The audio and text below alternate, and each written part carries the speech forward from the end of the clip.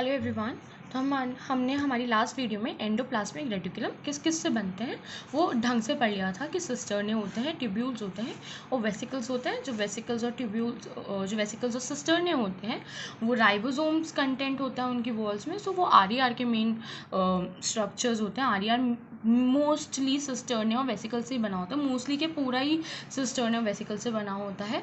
और जो हमारा एसीआर होता है वो ट्यूब्यूल से बना होता है क्योंकि they are present in steroid synthesizing cells and vesicles and cisternae are present in synthetically active cells which are the RER।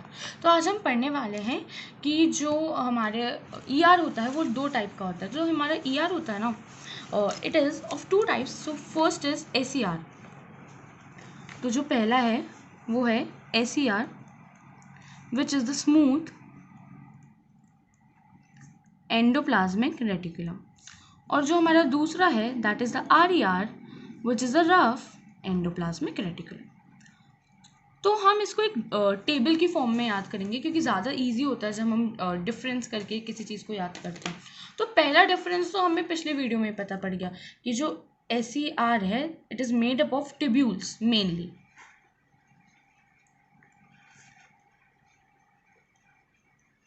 और जो RER है वो सिस्टर्ने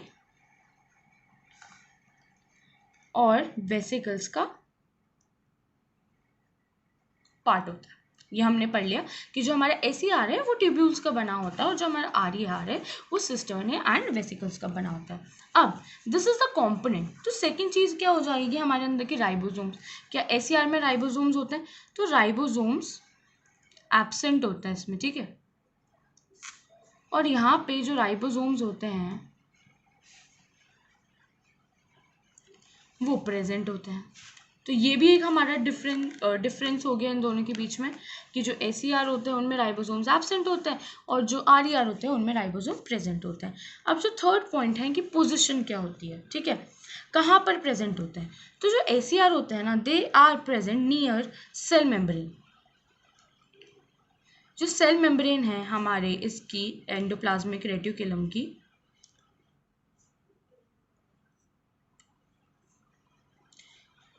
उसके पास प्रेजेंट होता है। For example this is a cell, ठीक है, और ये हमारा एंडोप्लाज्मिक रेटिकुलम आ गया और ये सेल की सेल मेम्ब्रेन। तो जो ACR है ना वो सेल मेम्ब्रेन के पास प्रेजेंट होंगी इस साइड पे। ये जो साइड होगी ना, ये जो दिख रही है मैंने काफ़ी हाईलाइट कर दिए, these are SER, they are present near the cell membrane. अब RER का प्रेजेंट होंगे, so they are present near the nucleus, और we can say facing the nucleus but it is will be more appropriate if we say near the nucleus, क्योंकि ज़रूरी नहीं है कि वो फेस कर सके, but in many of the books it is written facing the nucleus but it will be the most appropriate to say कि near the nucleus। हमें नहीं पता कि वो फेस कर रहा है या नहीं कर रहा है ना। so this is for example RER और ये हमारा न्यूक्लियस है, ये हमारा न्यूक्लियस है।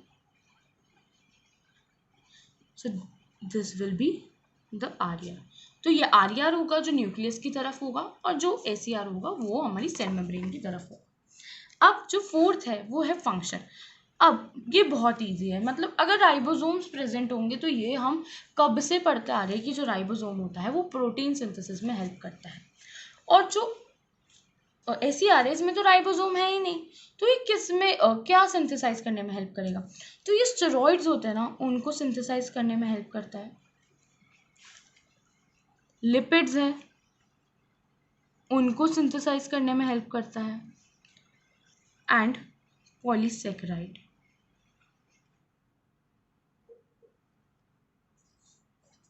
स्टेरॉइड, लिपिड्स एंड पॉलीसेकेराइड, ये तीनों चीज़ों को सिंथेसाइज करने में हमारा ACR करता है। अब ये जो क्वेश्चन है ना कि ACR क्या सिंथेसाइज करता है, RER क्या सिंथेसाइज करता है, ये बहुत ही इंपॉर्टेंट क्वेश्चन है बिकॉज ये हर एग्जाम पे पूछ लेते हैं कि इनका फंक्शन बताओ क्यों है, ACR क्यों नहीं करता है प्रोटीन सिंथेसाइज, क्योंकि बहुत ही ईजी आंसर है उसका कि भाई वो इसलिए नहीं करता है क्योंकि उसके पास राइबोसोम्स ही नहीं प्रेजेंट होते हैं। बट जो हमारा RER होता है उसके पास राइबोसोम्स प्रेजेंट होते हैं, तो it will help in protein synthesize. So we can write here that it help in protein सिंथेसाइसिस।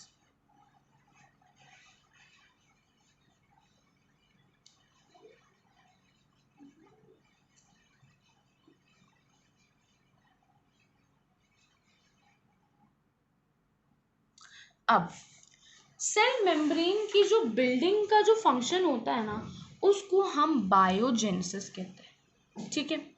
हमारी जो सेल मेम्ब्रेन होती है, हमने पढ़ा था, वो मेनली कंटेंट किसकी बनी होती है, लिपिड्स एंड प्रोटीन, ठीक है। लिपिड्स कहाँ से आते हैं, यहाँ से। प्रोटीन कहाँ से आता है, यहाँ से। और lipids and protein both helps to form the cell membrane. So if in any question it asks to you that which organelles help in the formation of cell membrane or in the process of biogenesis, so we will say ER, only ER, क्योंकि SER को भी role होता है क्योंकि वो lipids देता है, RER का भी रोल होता है क्योंकि वो प्रोटीन देता है। तो जो हमारा एंडोप्लाज्मिक रेटिकुलम है, सेल मेम्ब्रेन को फॉर्म करने में यूजफुल होता है, फॉर्म करने का फंक्शन करता है, because they secrete lipids and protein and this process the structuring making of the cell membrane is known as biogenesis. So it's help in membrane biogenesis, simple.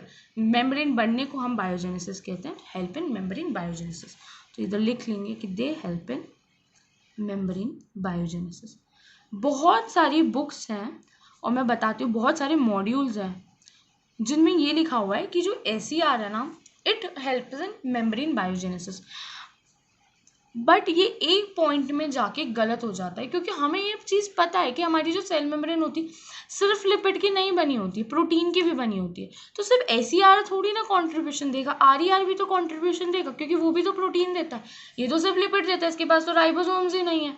तो they both help in cell biogenesis में, cell membrane biogenesis, ठीक है। अब जो last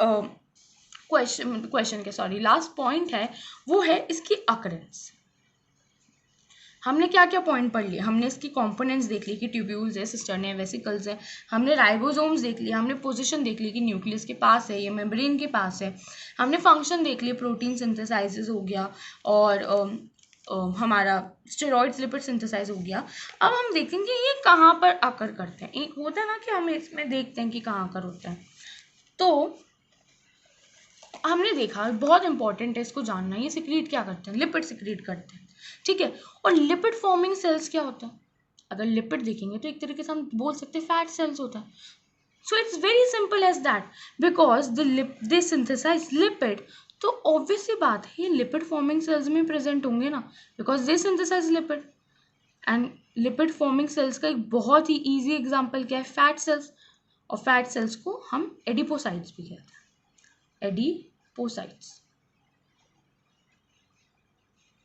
ठीक है।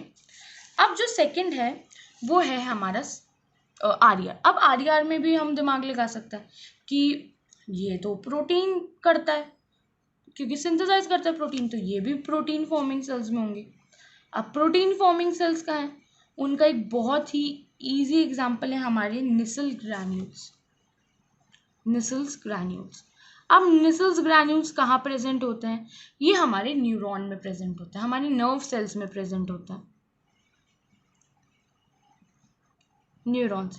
हम जब ये ढंग से अगर हम पढ़ेंगे, हमारा नर्वस सिस्टम पढ़ेंगे, तो उसमें मैं पूरा समझाऊंगी न्यूरॉन क्या होते हैं, गैंग्लियास क्या होते हैं, एक्सॉन्स, डेंड्राइट्स, तो वहीं पर ही निसल ग्रैन्यूल्स प्रेजेंट होते हैं।